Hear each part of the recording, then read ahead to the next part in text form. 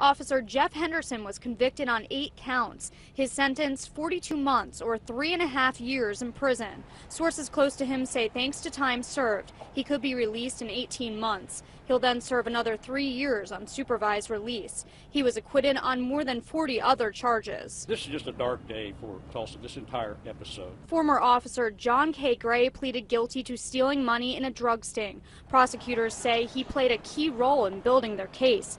Gray addressed the judge, saying the lessons he's learned are priceless.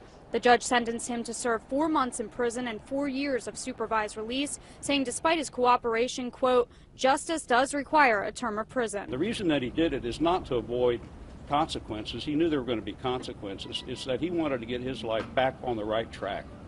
And he was tired of surviving the sort of the underbelly of the police department, if you will. Retired Corporal Harold Wells was found guilty of conspiracy and stealing money from an investigation. The judge handed down the harshest sentence for him, 10 years in prison and 5 years on supervised release. After the sentence, Wells turned to a packed courthouse, thanking his family and friends for support.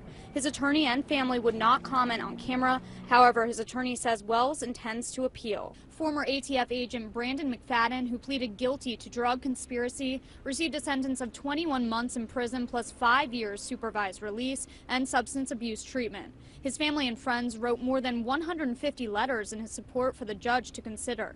McFadden says he hopes the trial shed a light on corruption in Tulsa. He wanted to be able to look his sons in the eye, and he wanted his sons not to be ashamed of him anymore. And so he took what I consider to be the hard path. I mean, he could have pled not guilty, he could have put the government to their proof, and he might have gotten off, you know, but he didn't want to do that.